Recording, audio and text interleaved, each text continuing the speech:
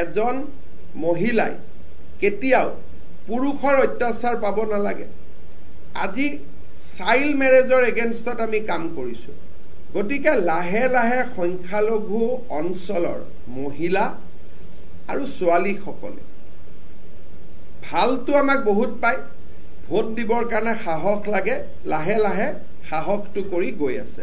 আৰু সংখ্যালঘু সমাজৰ যিখিনি নেশ্যনেলিষ্ট থাকে, যোনে ভাৰতক ভাল পায়, নিজৰ দেশ বুলি ভাবে, প্ৰধানমন্ত্ৰী ডাঙৰীয়াই যি ধৰণে দেশখন চলাইছে অলপ দেৰি লাগে।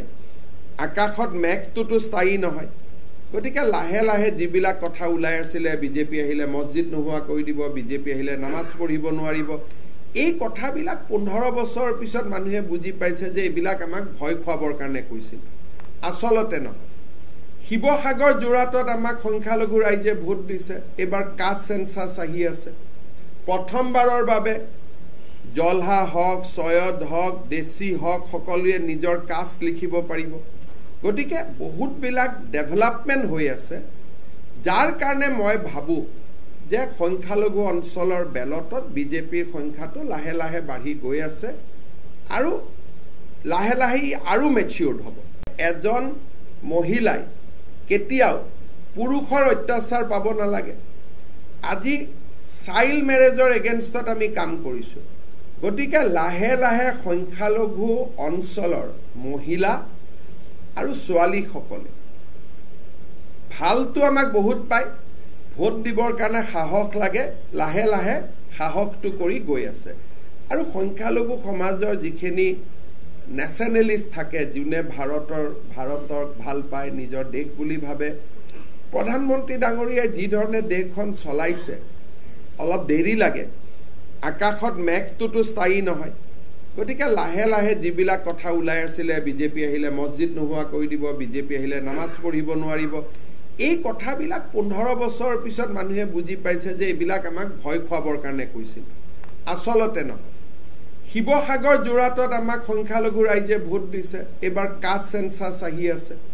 প্ৰথমবাৰৰ বাবে জলহা হওক, চয়দ হওক, দেশী হওক, সকলোৱে নিজৰ কাষ্ট লিখিব পাৰিব।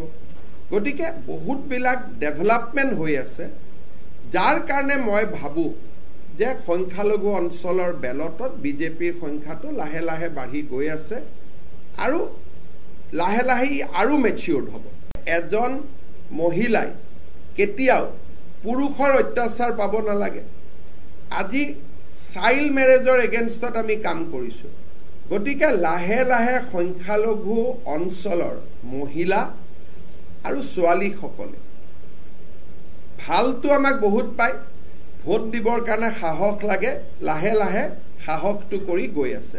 আৰু সংখ্যালঘু সমাজৰ যিখিনি নেশ্যনেলিষ্ট থাকে, যোনে ভাৰতক ভাল পায়, নিজৰ দেশ বুলি ভাবে, প্ৰধানমন্ত্ৰী ডাঙৰীয়াই যি ধৰণে দেশখন চলাইছে অলপ দেৰি লাগে। আকাশত মেঘটোতো স্থায়ী নহয়। গতিকে লাহে লাহে যিবিলাক কথা ওলাই আছিলে, বিজেপি আহিলে মছজিদ নোহোৱা কৰি দিব, বিজেপি আহিলে নামাজ পঢ়িব নোৱাৰিব, এই কথাবিলাক 15 বছৰৰ পিছত মানুহে বুজি পাইছে যে এইবিলাক আমাক ভয় খুৱাবৰ কাৰণে কৈছিল, আচলতে নহয়।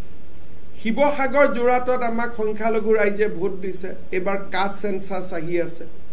প্ৰথমবাৰৰ বাবে জলহা হওক, চয়দ হওক, দেশী হওক, সকলোৱে নিজৰ কাষ্ট লিখিব পাৰিব। গতিকে বহুতবিলাক ডেভেলপমেণ্ট হৈ আছে, যাৰ কাৰণে মই ভাবোঁ যে সংখ্যালঘু অঞ্চলৰ বেলটত বিজেপিৰ সংখ্যাটো লাহে লাহে বাঢ়ি গৈ আছে আৰু লাহে লাহে আৰু মেচিউৰ্ড হ'ব।